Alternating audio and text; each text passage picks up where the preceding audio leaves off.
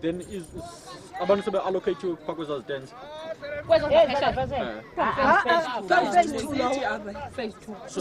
No, like bakhona nabantu bakho okay ubani uzongena pha ubani bakhona balapha bakaphumi bo. Okay, so nisuka phi ngendlela? Sasuka esifama. Oh, esifama. Ekityabani. Oh, okay. So nisuka kwi anisuka endaweni eyi-1. Sifama. Okay, nafika nazo khala. Bathi ngo-2012 apha. 2012. What? 2012. 2012.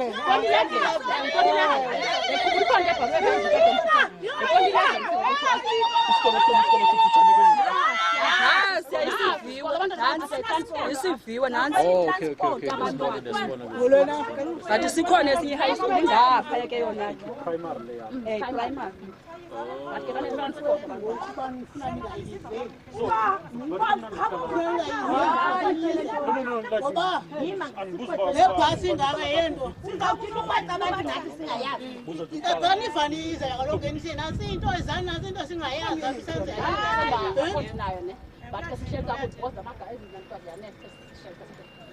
Okay.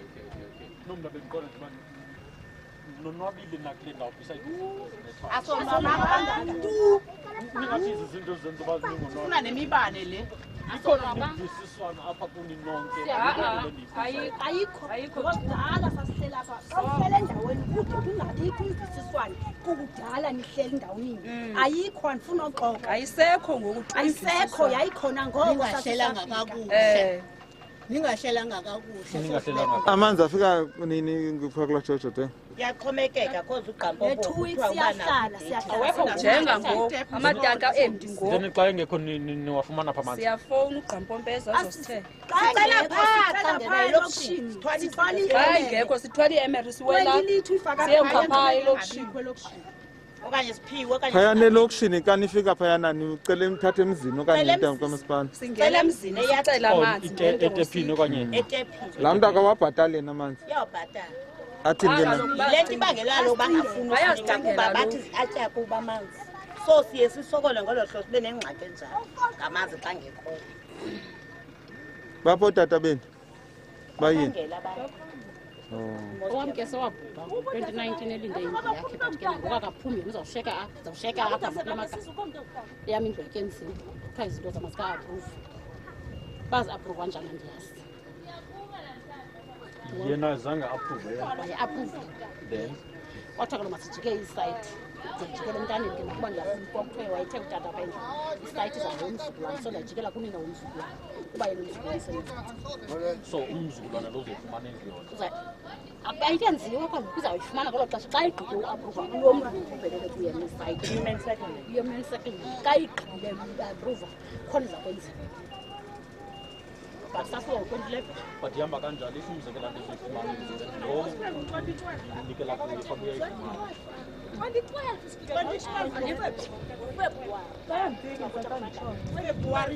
2012 apha xa bandiphikisa. Enye into Wena mdala uphangeli? Wenza ntoni? Linda indodla.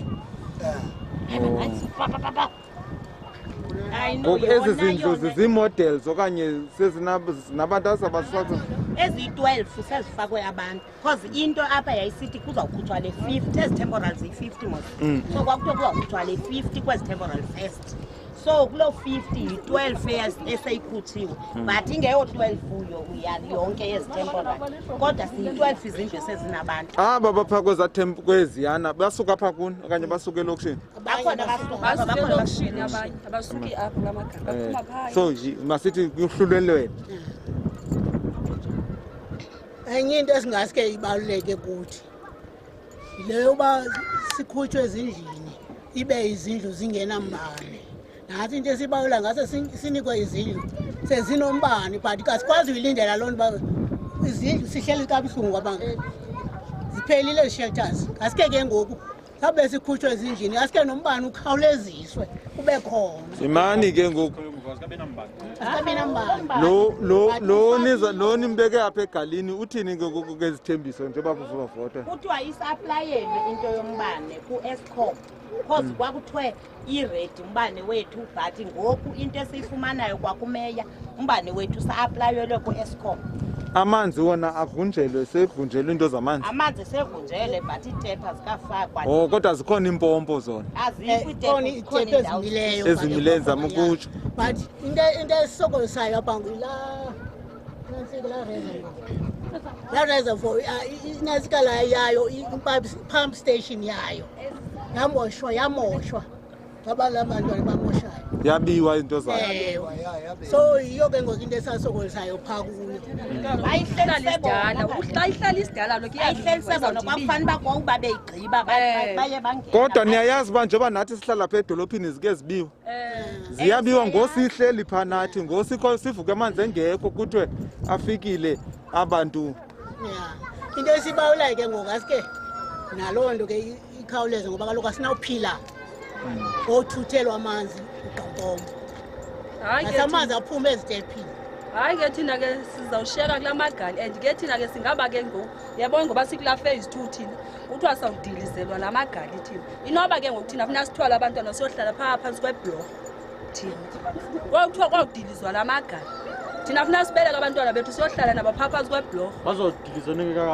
singakakhelwa thina siphanga phesha kuphela yintoni imbaba nisuso ya kaloku ithi le nto yezithemporal ezithemporal ziyi-15 ne so zazi-aplaywe ngokwamagama wabantu yayibo so into eyenzekayo njengoba kusakhiwa ke ngoyumene sakha wakhela yena la 50 yamagama ne kwaba bantu bezithemporal that's why esithi ke ngoku uzawuzidilisa ukukhutshwa kwabantu kube kukho aba ke ngoku bebengekho bona kula magama wezithemporal babesokola indawo elokishini berenta bazongena ke ngoku kwezithemporal zingayonabantu yabona because abanye abantu bezithemporal zange bazihlale kwawuhlala bahlala elokishini so kwangena aba ke ngoku kwezatemporal zingangenwanga ngabantu aba-aplayileyo yabo so ngabo ke ngoku aba bazawushiyeka ngaba bangene kwi-temporal babenga-aplayelwanga bona aba ba-aplayelweyo ngaba bakhelwe but nakwaba babe-aplayelwe bakhona abangenazo izindlu abangazuphuma namhlanje kwezi-temporal.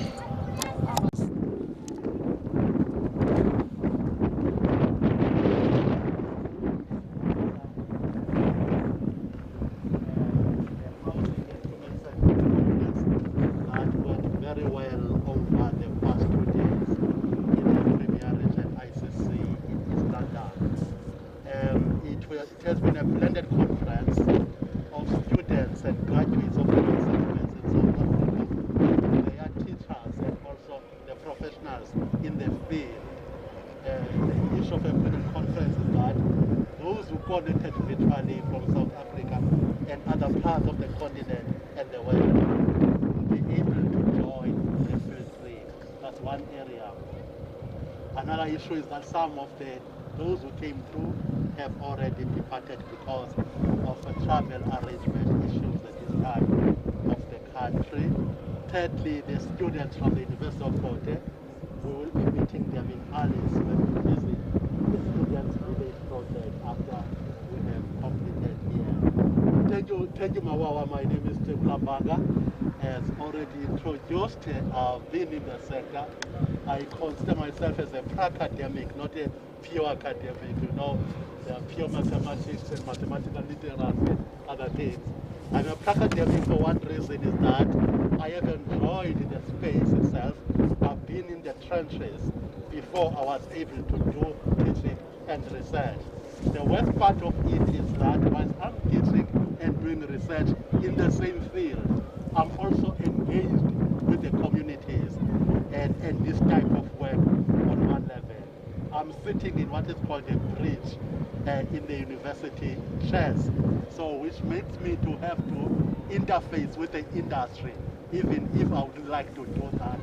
Even if I wanted to stay there in the ivory tower of Somerset North Campus, it's not possible for me because of the nature of this program. But today, Mawawa, I'm coming with another cap let me put that one aside and then come with the cab.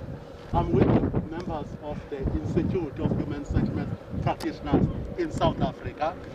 Some of the board members are here, board of directors, who have been able to make it for this field trip, but others couldn't. I'm also with the participants of the program from the different universities and also the partners also of the conference from the industry and the sector itself. I would just perhaps allow colleagues to do very briefly their introductions by way of the name, because I think they are here. In our culture, I cannot introduce a person by his name when the person is listening. He has a I will allow him to introduce himself. Okay, my name is Matthew Mkwena. I'm actually attached to the University of the Free State, but I'm also a practitioner in human settlements for a number of years, for many years. Good morning, colleagues. The name is Brendan. It's a pleasure to be with you guys. I have two caps in this occasion. The one is as a board of director member, but the other is as a staff member of the University of Fort Hare. Thank you for welcoming us. Good morning, everybody. My name is Lawrence Ramashamule. I'm also wearing two caps. Mine is nicer than his. I'm joking. I'm the Chief Executive Officer of the Housing Authority of East Africa, but I'm also an Executive Director of the Institute. Thank you.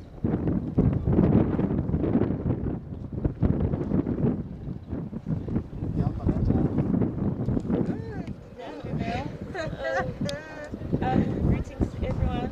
My name is Taisa. I'm a graduate of Bachelor of Social Sciences and Human Settlements from the University of Fort Hare. Good morning, everyone. My name is Sisipo Kunzulana, a housing intern in Basha Municipality, and also a graduate from University of Fort Hare in this program. Thank you. Good morning, ladies and gentlemen. I am Ms. Amuvuyele May, a graduate of the University of Fort Hare under the Bachelor of Social Science and Human Settlements program, and an immigration officer at the Department of Home Affairs in Cape Town, and therefore a young professional in the Department of Human Settlements.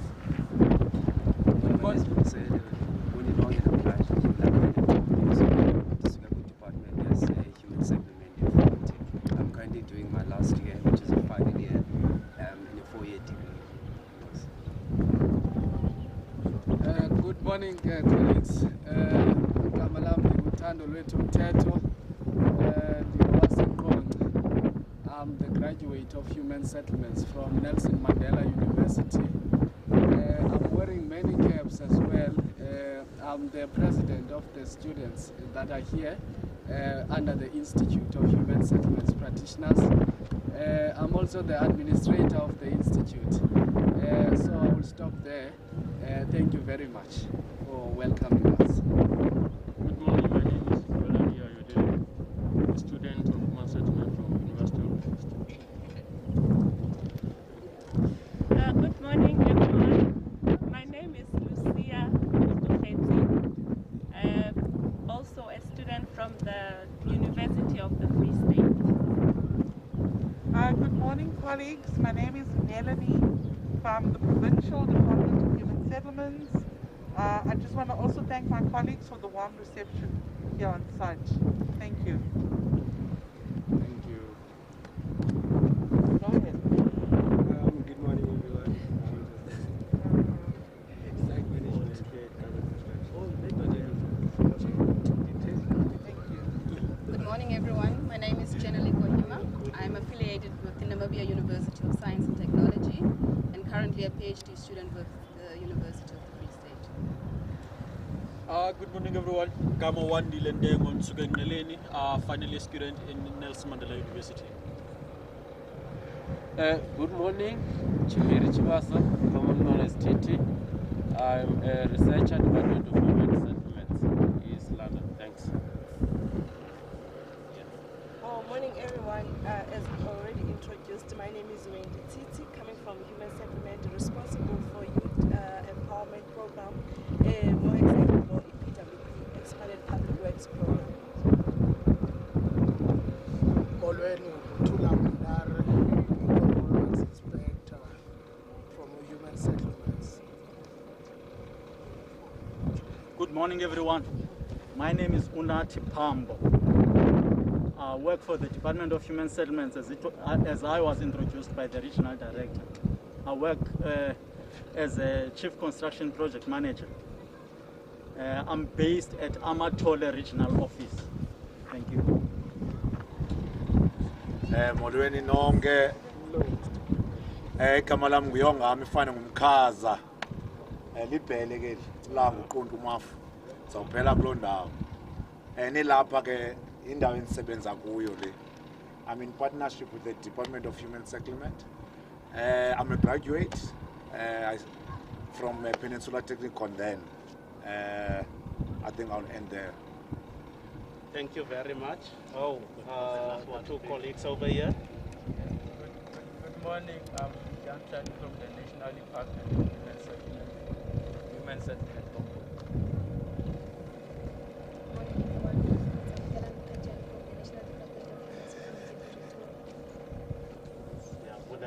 Thank you. I will give over to Mr. Pambo. Mr. Pambo, because I've never mapped a brief background of this project, but also some of the technical aspects and what goes into the, preparations for a project and where we are at the stage in terms of this one. Over to you, sir. To take into account the wind direction as well, so that I can do what the majority of the people here. As I was introduced, my name is Unati Pambo. I'm working as a Chief Construction Project Manager. That means I am involved in the project inception, right from the beginning. Project inception, planning and designs. In fact, from the project initiation, project inception, planning and designs, implementation until the end, when the project is closed out, I will always be involved.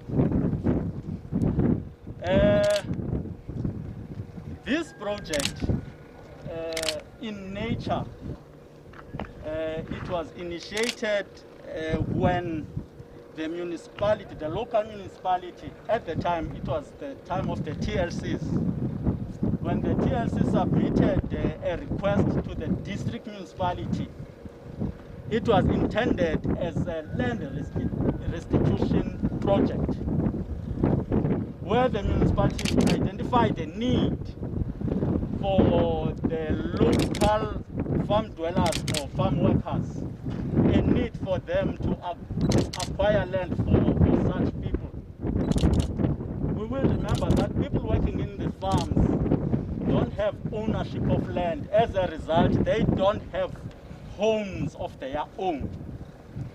So the government had to assist them to formalize a way of acquiring land to make sure that these people do get homes, places that they can call homes of their own. Because as long as they are still residing in the farm, they don't have homes of their own. That we may understand. So that process was initiated around 1996, I think. That application was submitted by the TLC to the district municipality, Amatole district municipality, who initiated the land restitution application, which was later approved, I'm not sure which year. In the process of that land restitution program, the district municipality saw it fit to initiate a process of formalizing a land. So this land was identified for that purpose. Since this land was initially a farm, it was a farm that was purchased from the farm owner. Obviously, the land function was not for human settlements, it was for agricultural and farming purposes. So the process of changing the function had to be initiated.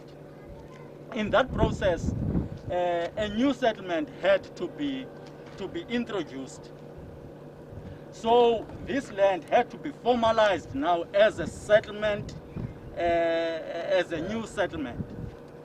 In that process, that means there's a long chain of activities that had to be embarked on, which would include land acquisition. After land acquisition was done and completed, then a layout plan had to be prepared. That means the district municipality had to appoint a team of town planners who would prepare a layout plan which would craft how the settlement will show where the houses would be and where the roads would be and where the infrastructure would run and so on. So that layout plan was prepared, and the client of that section of the project at the time was the district municipality, of course. So the layout plan was prepared, a new township was established, and a township register was opened. We will remember that at that stage, those beneficiaries are only qualifying as restitution beneficiaries. Nothing is said at that stage about human settlements as the department. So at that stage, there is no one qualifying to be a beneficiary on housing projects. We are still at that stage talking about the land restitution, which means all of the beneficiaries will qualify to get a piece of land where the beneficiary has a right to establish his or her household or her home. The number of beneficiaries involved was 1,140. So this piece of land is big enough to accommodate 1,140 homes. So Singabona, it really means something for people who are homeless. After the town planning work was done, it is when the district municipality submitted an application to the Department of Human Settlements, now for development of houses, to complete this settlement so that people may have homes, may have roads, may have all of that. When the application for a human settlements project was submitted to the department, already construction had been started by the district municipality, where water was installed in a form of bulk infrastructure as well as internal reticulation. So both were done simultaneously, where water is stored and where water lines were constructed to feed the settlement. So there are internal pipes already installed within this settlement. The district municipality also installed the VIP toilets, which was not at the time a desirable way of doing things, because if you start by building toilets, the settlement becomes what people call toilet city, where you just find a number of VIP toilets with no houses, which run a risk to be vandalized. That means the department had to be very quick in intervening so that there may be a house in the same plot as the VIP toilet that was already installed. The other service that the district municipality installed was what I would call the collector roads. You would see there's a number of roads, though are very few, not enough at this stage. Those are roads that we can call major collectors. We're still going to have minor roads that will run internally in between the houses that we see. So it's work in progress. So there's another phase of our project as the Department of Human Settlements that will be installing, or that will be constructing those minor roads. The reason we had started, although we are not done with the roads, the need is dire. We can see that there are people already accommodated in the temporary shelters which have been there for too long. As we can see, they have been dilapidated already. So the way the project was planned is that the first people, the priority would be the people who stay there in those temporary shelters, because the condition is undesirable already.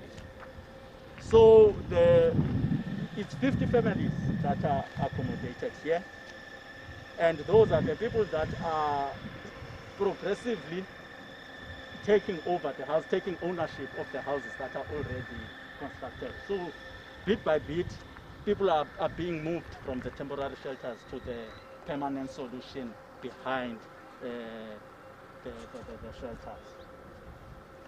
So that is the background of the project. The government believes in that when we bringing the service to the communities, we don't do it for them only, but we do it for them together with them. So it started from when the inception of the project, in fact from the initiation of the project, going through the processes together with the communities or the project beneficiaries. So they were also involved during the planning stage, and even now that we are on implementation stage. So we've got the project beneficiaries represented by the project steering committee, which is appointed or elected among themselves. So we've got them involved in the project throughout all the project stages. Now we are at the stage where we have constructed how many? Come and bonnet.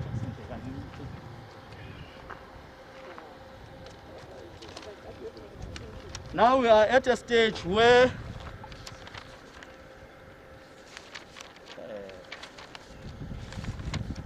how many houses are completed now? I don't think this is the one. Just go through it quickly.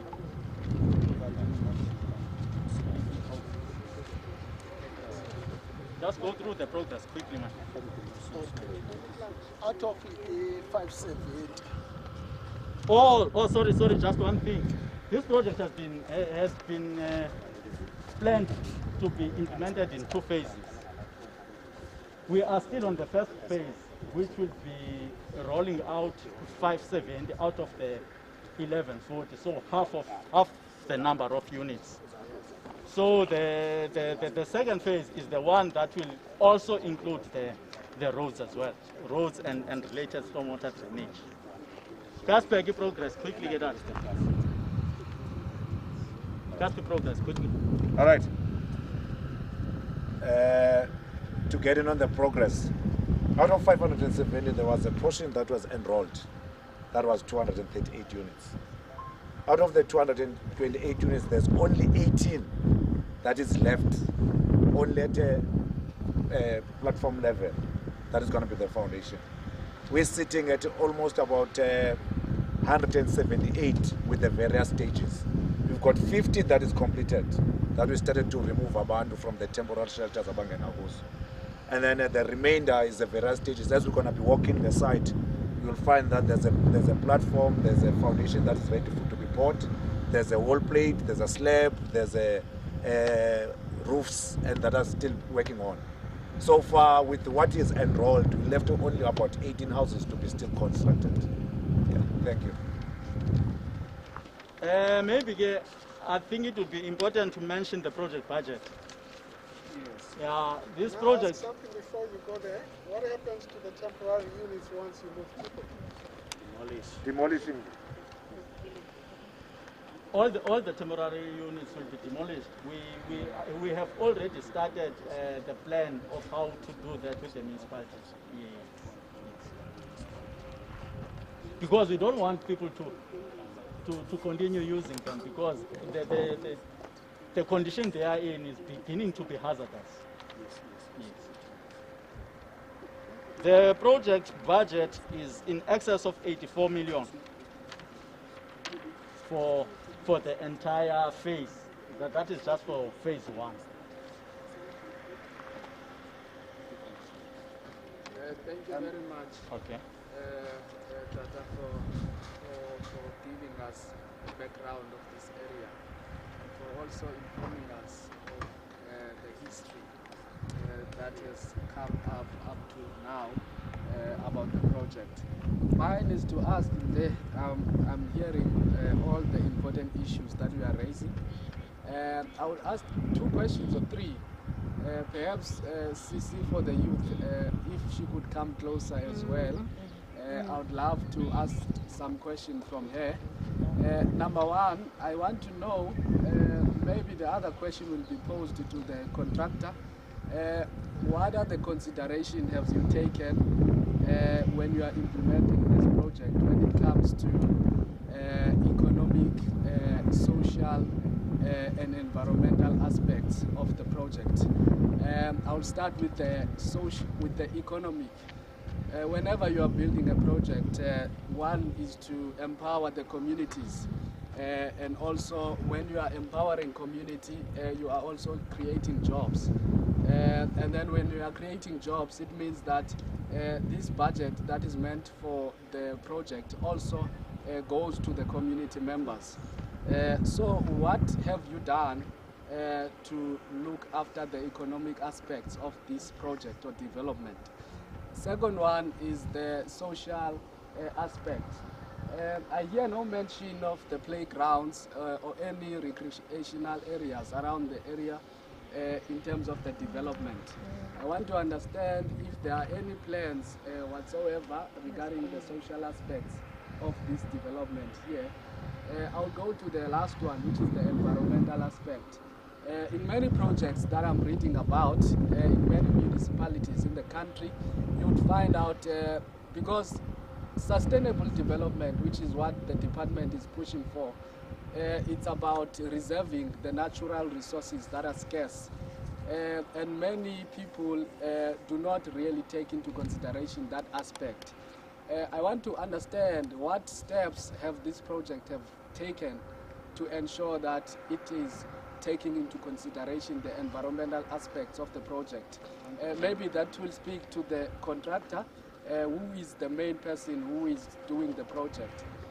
The last one, that will go to the youth. I hear that there is a youth that is being empowered. I want to understand in what ways are you empowering or involving the youth in this project. I also hear that the community is also part of the planning and everything that is being done. I want to understand if the community is involved.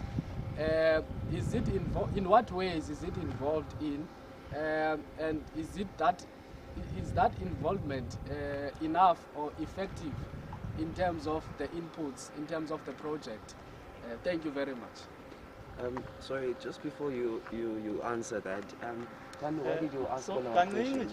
kancinci nje chairperson, andazi noba yile nto uba ndiske ndakhawuleza ndathetha ngebudget, ndabona qalisa uphakama izandla. Bese ndikufutshane kona ekuyigqibeni le nkcaza yam. Andikho sure noba ndisesendiyiyeka apha, ndisesend-entertaina imibuzo okanye ndisesendgqibezela nje eminye yale mibuzo evelayo ngoku, a part of what I was just about to say before I finish my presentation. Okay, mandisesendgqibi. Bendizawusummarize ke yonke into eyenziweyo apha kwixesha le-planning and design uzoma apha kule ndawo sikuyo ngoku. Izinto ezenzekileyo ke, there's a number of professionals that were involved here. Social facilitation is one of the activities that each of our projects we will need to have. Besendibalile ke land acquisition, town planning, surveying work was done, geotechnical investigation, all the designs were done, as a foundation design, electrical layouts, all those technical were done. I heard a question here making mention of environmental impact assessment, which was done as well. We also have an environmental management plan in place, which from time to time is supervised and monitored to ensure that everything is done according to that plan, environmental management. Nature conservation is part of it. Occupational health and safety is taken into account. There's an occupational health and safety plan in place, which as the project progresses, it is closely monitored. The project is enrolled with NHBRC, the people who are responsible for quality assurance. Yes, the community is involved. We've got a project steering committee which has been part of this project throughout the stages. We've got youth employed on the labor force of the project. We also have 30% that is allocated, 30% of the contract value of this project, which is allocated to local SMMEs to ensure that the local people do benefit economically on the project that is implemented in their area.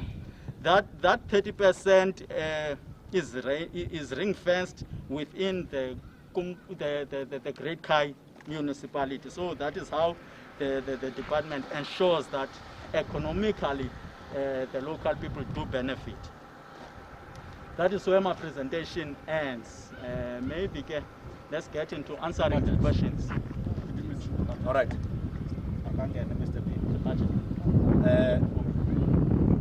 I'm just going to support him or add on what he just said about the economical empowerment.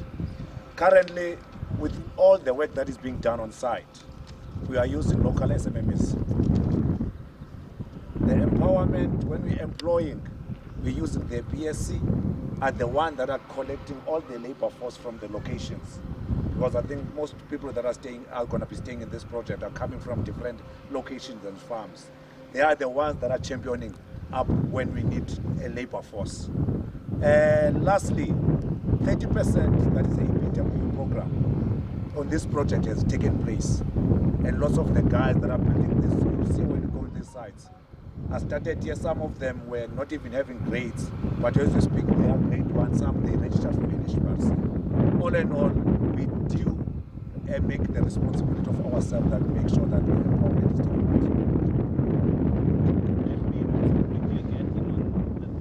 Social amenities.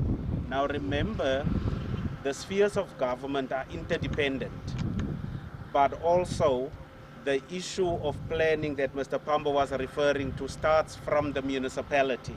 Even a project application starts from the municipality because it has to get into the integrated development plan.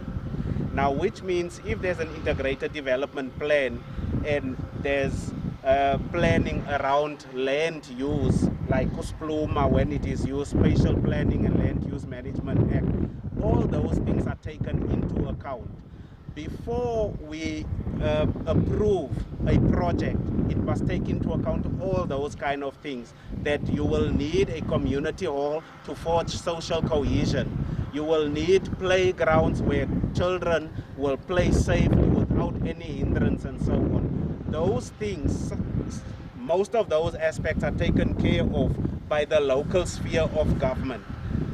We do understand, we talk about integrated human settlements. However, integrated human settlements, it also refers to other stakeholders which must bring in certain amenities. For instance, the function of clinics that must be within a 5 kilometers radius within this area.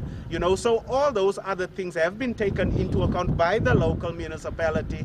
Hence, we approved the plan by bringing in the houses. For instance, not so long ago, there was a bridge that was just constructed just here below, because the children from this area must be able to access, you know, the schools, going to shops and all of that. That is part of the development of this area by the local state, that is the municipality. Obviously national, you know, they appropriate or give us the budget to implement on behalf of the National Department of Human Settlements. And our responsibility is then to look at the business plan for the various, the in-year as well as the outer years, to ensure that our projects, if we plan them according to 3-year or 5-year cycles, we are able to implement our projects according to the allocation and according to the approved, within the approved budget, but also the approval of the plans and all of that. So those things are taken into account. Those things are part of, you know, the tick sheets when we tick in terms of readiness of a project and so on. And I think it is important also to note that as much as we go or undergo those processes, there are certain things that we will not pick up prior, you know, the implementation of the project. And I think it is important, Mr. Mkaza, I normally use his contract's name as his surname, but you'll understand.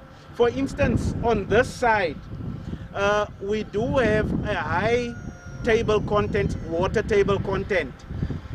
Just a little bit of rain, you would swear that it was a lot of rainfall, you know. So hence sometimes even the issues of performance then get, you know, reversed a little bit, or it gets stuck because you have to wait another week or two before you can go back on site to do the necessary work. Sometimes he'll call me that he's struck with bricks, is stuck somewhere at the entrance. Obviously, you've seen as we were coming along, the bus couldn't just quickly move, because we have to take into account those aspects as well when it comes to planning. Now, certain aspects, if they are not picked up during the pre-planning phases, it then amounts to things like the variations, you know, that must then be taken into account. For instance, bush clearance. This place was overgrown, which means the contractor has now to, you know, he has not factored that in. It now has to be taken into account, besides the bush clearance, the water issue, you know, which have to be pumped away from the houses and so on. So those kind of things also then play a role in the progression or the progress of the project itself, and many other things. But also take into account the human aspect. You know, hence Mr. Pambo was referring to social facilitation. You can have social facilitation, you can have the project steering committee, but from time to time there will be issues that affect the community which must be addressed, because a project, you know, up until it is finished, there will always be dynamics. You know, obviously you saw some of the mamas, I'm not sure whether they were happy or not happy, but maybe yizel. Others maybe thought if first is November, but we're not there, you know. So those kind of things. And the minister was here with the deputy minister and the MEC about 3 weeks back or 4 weeks back, inspecting the site, giving us instructions that these people must move out of these temporary shelters because it is causing a health hazard. And already 12 of them have moved into their houses. The other 38 is going to move in sooner rather than later because their houses are complete. I just wanted to add those things, Mr. Pambo. Yeah, I don't know, okay, must Wendy first answer, then you come in, please. I just wanted to come in from a different angle to say that it's very interesting to me that this project started as a land reform project. Yes. So my question is, what opportunities or constraints did that open? Because already now it's not the normal way you'd identify a project. And yeah, so how did you vision this project given that it didn't come in from the normal? Thank you. Yeah. May I quickly answer that before? Yes, please. Yeah. Please do that, Mr. Pambo. Yeah, that once a housing application project has been approved, the entire communities, immediately that ignites a hope on everyone. So the beneficiaries of the restitution program, at some stage they were hoping that the entire 1140 would benefit on this project, the housing project, so to say. Unfortunately,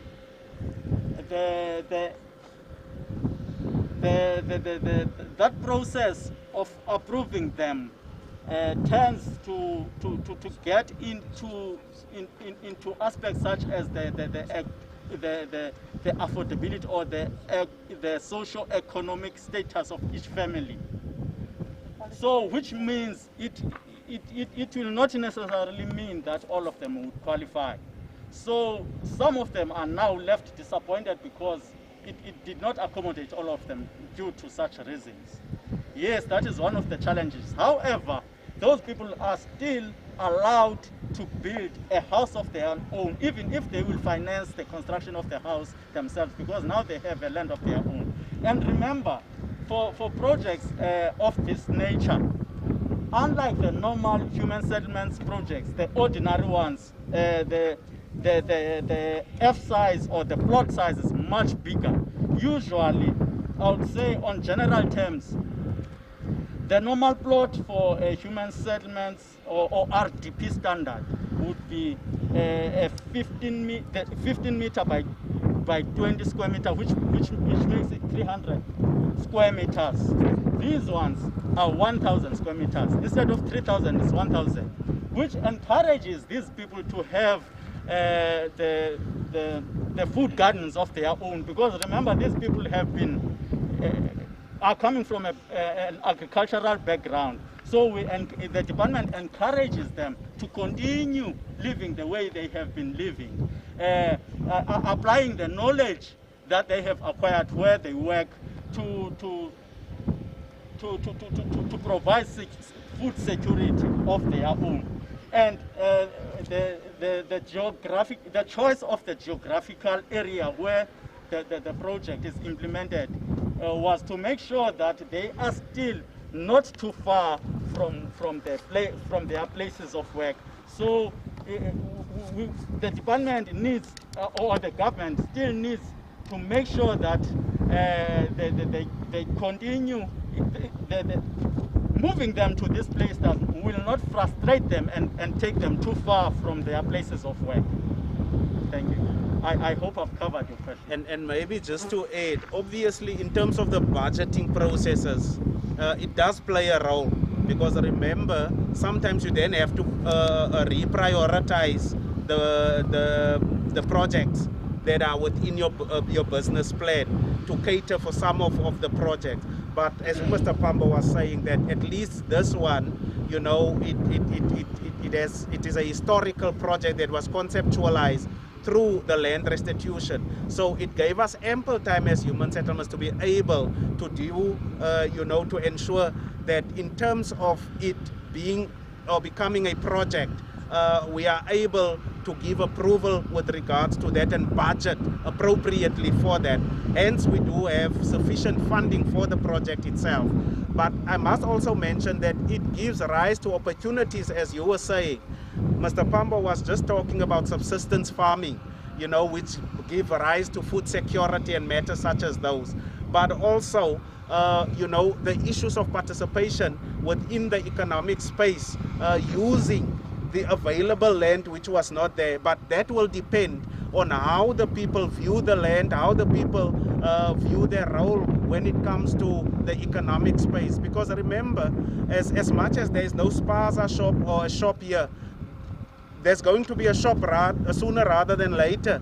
There are going to be other amenities and opportunities, you know, for people to participate meaningfully in the economic life of this area. People will no longer need to travel to the nearby township or to town, because some of those you know, facilities or shops will be nearby. So it gives rise to those opportunities for people to grab them and so on. Wendy?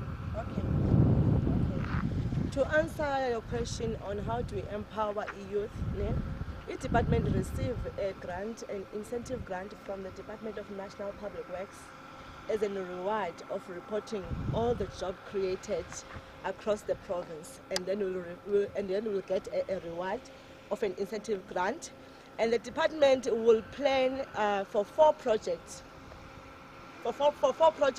in 4 regions to empower youth. How do we go on about that and empowering youth?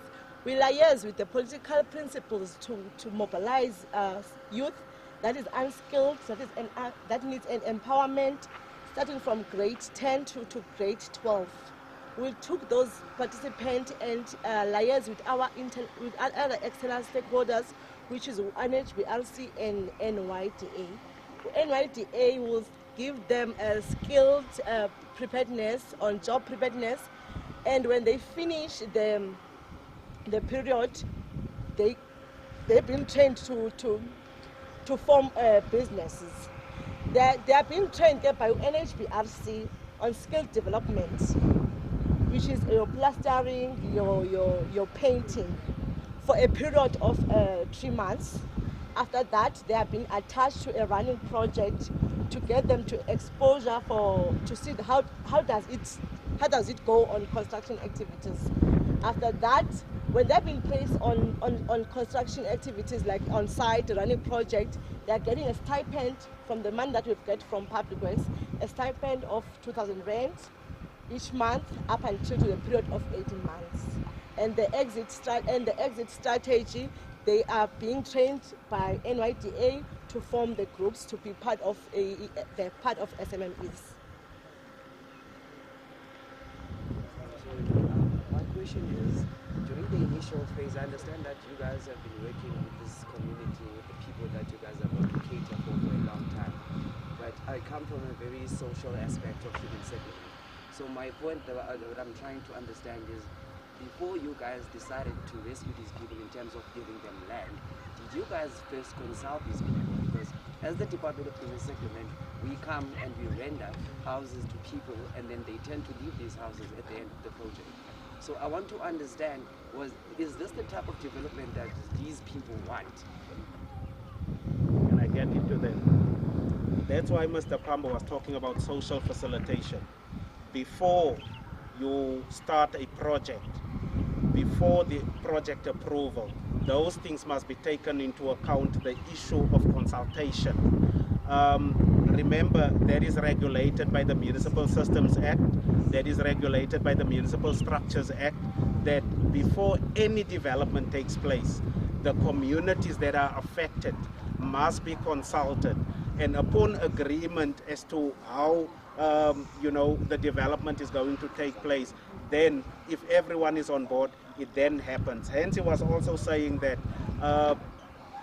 we don't do projects from a one perspective, but we can't do it for the community. It must be a social compact that we forge with communities. Now remember, that application came from the local state, and I'm talking possibly from the view of the local state, because the local state would also not have applied for this project without the necessary social facilitation having taken place. Besides the local state, which is your municipality, we also get into that space just to satisfy ourselves that indeed there is a need, sort of a feasibility study of sorts, you know, so that when we undertake a project, we don't find problems. Just to add one factor on his regional director's explanation, the composition of the PSC itself is the representation of the people in various farms. They were appointed as such by the local farm dwellers in each and every farm that is affected by this project. That is your project steering committee. Yeah. That is public participation in itself. Yeah. Okay, one question. Umbane awungeni at this stage. However, application has been submitted. ESCOM has a plan to install internal reticulation electricity at a stage when the project is 80% completed. Occupation of houses is at 80%. Bayangena ke ngoku bafake reticulation. Already kwi-plans zethu sifaka umbane kwalapha endlini owendlu i-electrical wiring yendlu itself. Then when ESCOM has put in reticulation, we simply connect.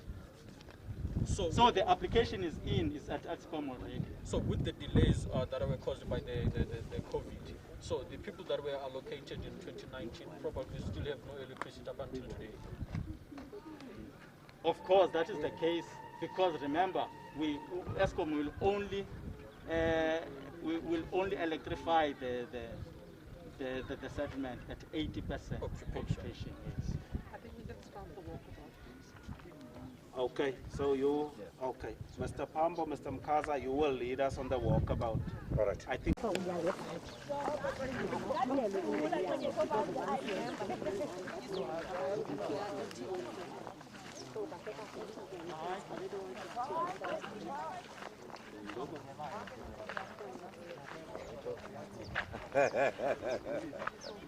it's amazing when you see like The house itself is how many square meters? 40 square meters. Yeah. Sorry. This size of a platform is 40 square meter size. As you see here, we've done a cutting as we're doing the leveling first, and then we pour G5 or G6 or G7, that is, we call it Sabonga. We compact it. As we know, most if you read in your measuring list, tells you about 95 asto, where you compact it. Then after you done the compaction, you do the testing. Obviously, you're going to do your trenching. Then you've got your beams and your mesh, and you put your DPM underneath, and then you put your shutters. When it's like this, it's ready for pouring a concrete. And we use 20 MPa. That's exactly where we start. As you see, we've spoken about the rain. Some of the platforms, I think it's a week or 2 weeks now, ever since it rained, but the minute you open underneath there, you find the water lock underneath. We use to pump the water out of the trenches every day. That's the biggest challenge that we're facing. This is the ready platform to be poured the concrete. This is the different stage. There's ones that has not put it in the steel. We're gonna pass there just to see before we can put in the steel. You can see the layer of the G5 and when it's compacted. That's basically the ready platform. Any questions? Or we move forward?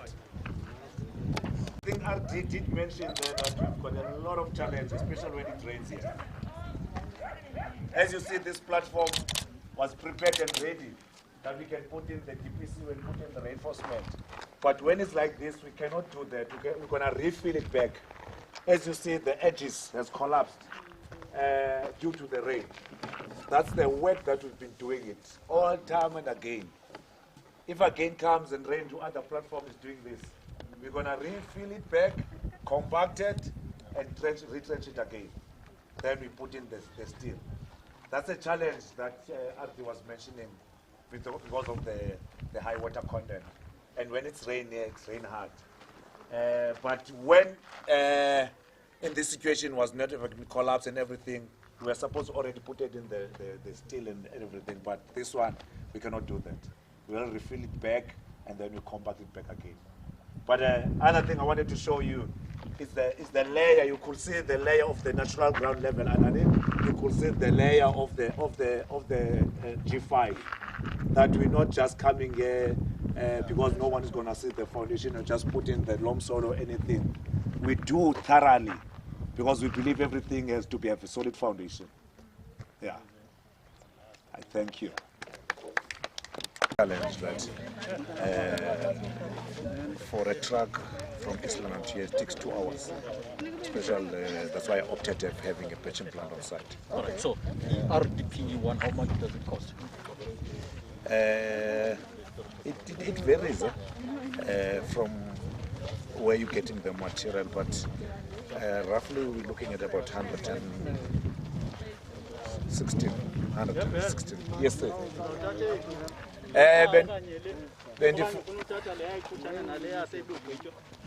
Benfuna into enjalo because we need to have a wall plate njengale before it get plastered. And then we see kuyo na kanye sikhona zingaphambi nansi enye pha plus nale yabecinga zona. Bese down endini yeah. And ndiyabona uba sibonele nakuhamba. So building material yena i-cost zayo currently zitshintsha phela. No, zitshintshe 3 times already. It still went up 3 times already. Yeah, inumsa ya strike no. Wait, like as in like CBB Langa strika pa. I'm a singer. Kale. Was it 3 rand then you change by 9 rand or? No, it varies from percentage to percentage. I think it was. I'll check it on my manual there, because it still went up thrice already.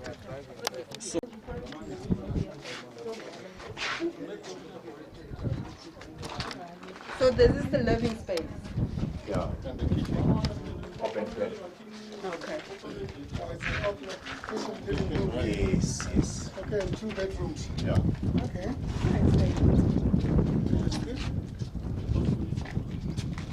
Space is maximized here. There's no wasted space with parcels. No, no corners that are hiding. No, everything is there. That's wonderful. This is good.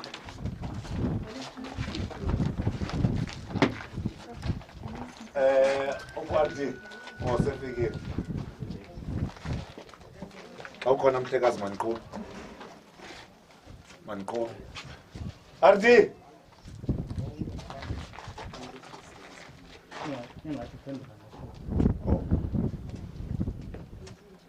Yes, Mr. Mkazi. All right.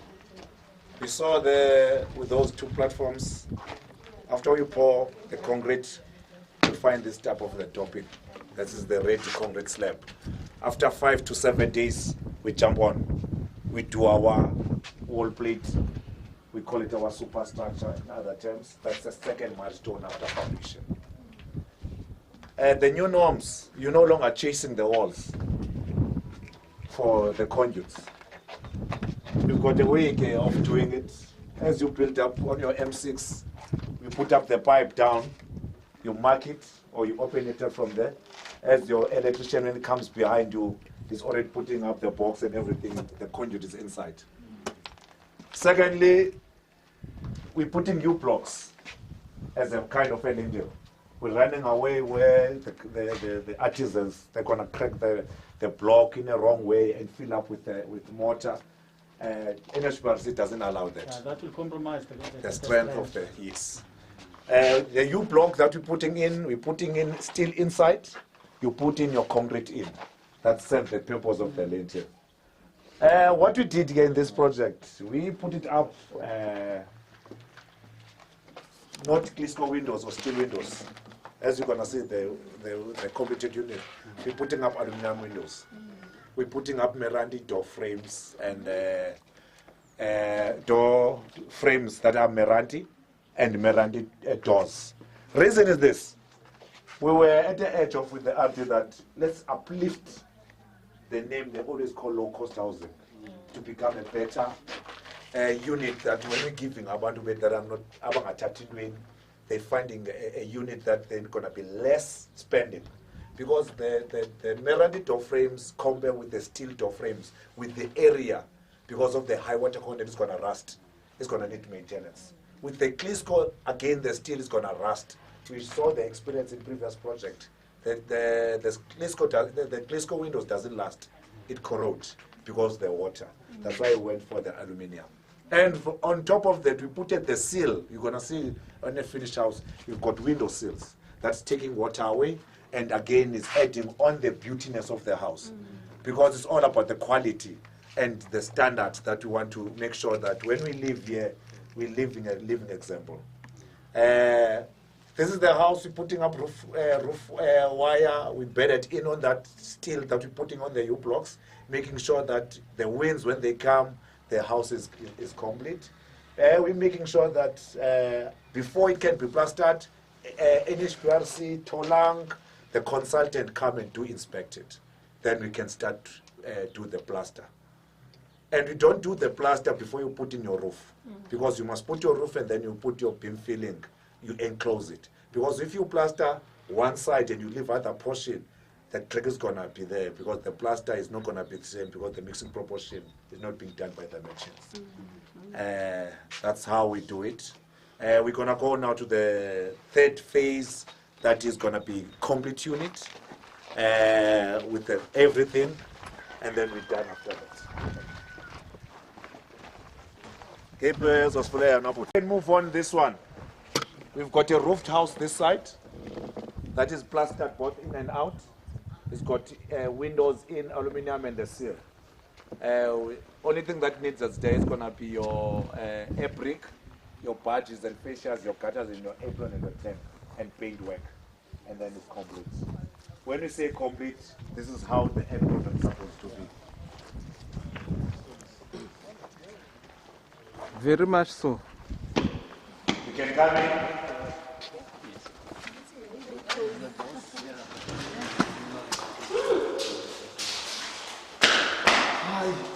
Ceiling is this one. What's happening? I'll tell you now. Yeah. No. Yeah. Brayo. This is tops. I wish we could have taken this before the conference so that we play it for before they engage in one. Definitely. Now we will upload it on the website of the conference. We have to upload it. Yeah.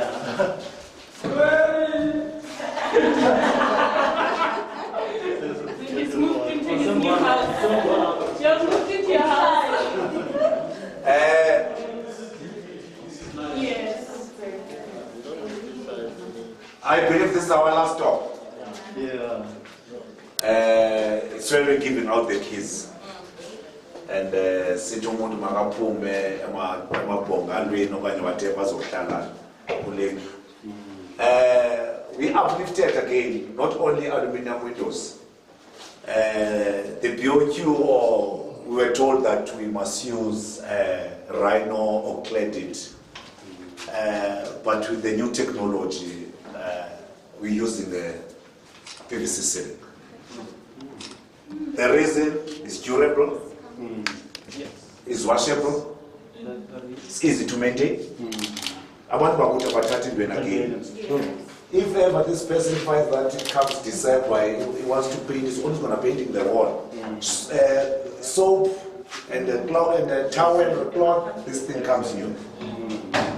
With the sun, when it hits hard outside, this thing is resistant, it makes the house cool.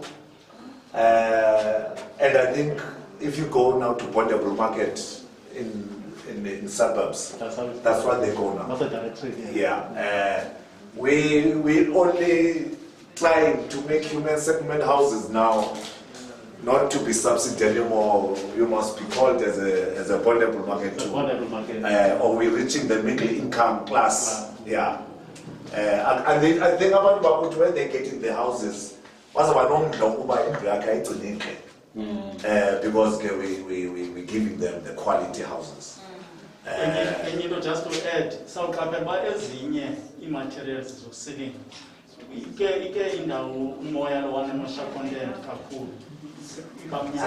And yeah, iyaseka kubibe mbili bara ifuna kwamnyama. You don't find that with this one. I have a question. Yes, sir. As basi body umsebenzi of that umuhle. How many people are you mentoring to do the same job that you do? Mentoring at office staff, at labor force.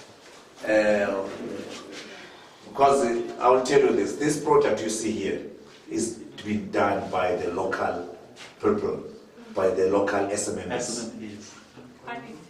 Okay. Even artisans are Senza lapha ekuhlale. So uyawuthi eze nenye sibese kubalwa eza. So how do you keep them happy? Come again, sir? How do you keep them happy that they do their job well? I think it's a valid question. One, you don't become a boss in this kind of jobs that you do. You need to be an example. Secondly, you need to be able to pay people in time. You might pay someone not too much salary, but if someone is getting what is worth and in time, you will be happy. And you must always make sure where the credit is due, you give them that, hey, this is a good work that you're doing. And you must be able to figure that out to work.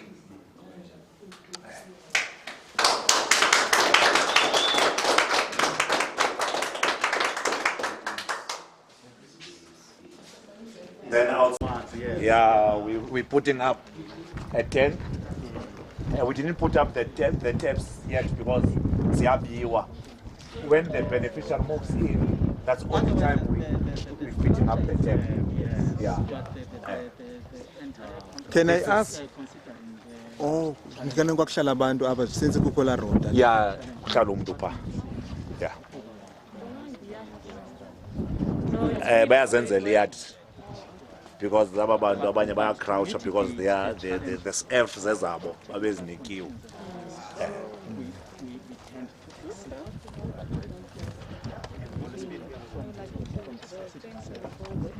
They said they left in groups and how to.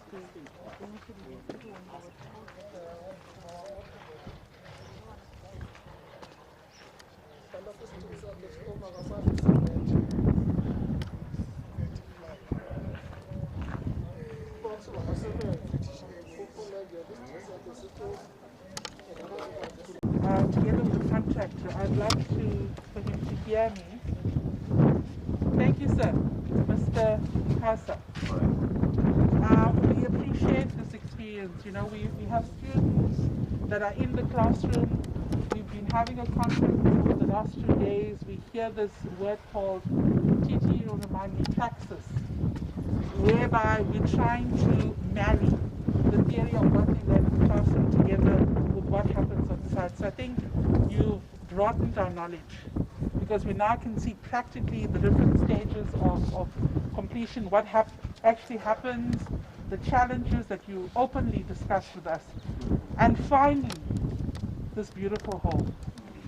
It's actually emotional for me just to see. I was just saying to SJ, every time I go inside, which is not too often, but it just brings some emotions that there are real people, our families, that are going to be occupying these houses, that have not had a livelihood of living in shacks, but now we're improving the quality of their lives.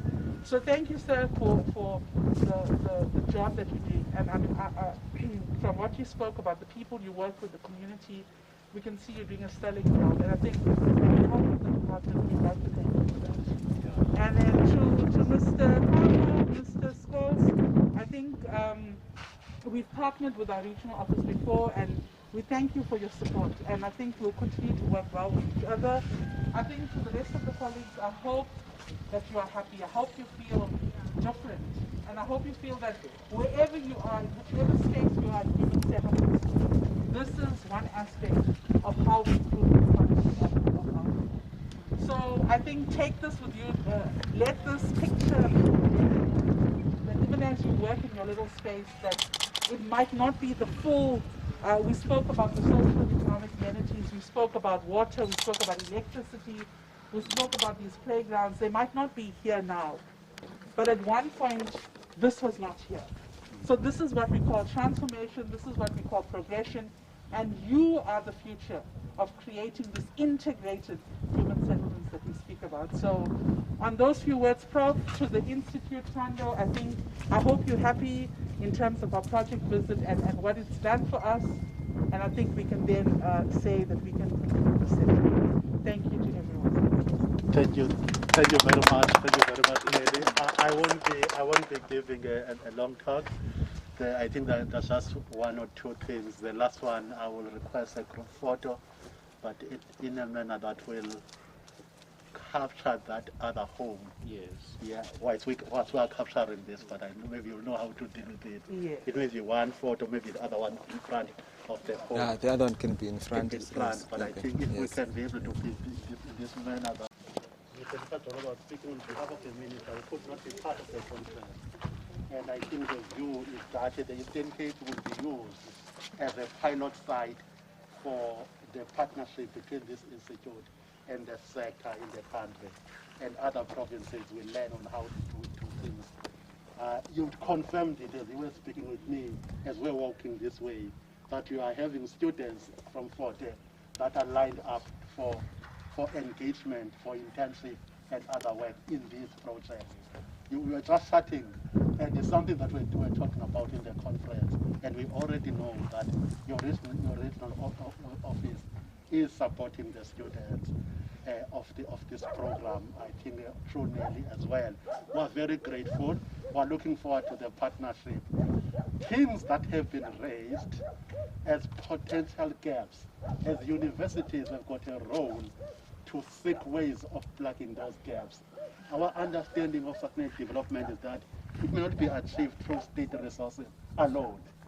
We will talk about a possibility of a project in this area that will bring along different stakeholders to fill parts of the layout plan, whatever that means. That might include international partners, as we're doing in Global Municipality.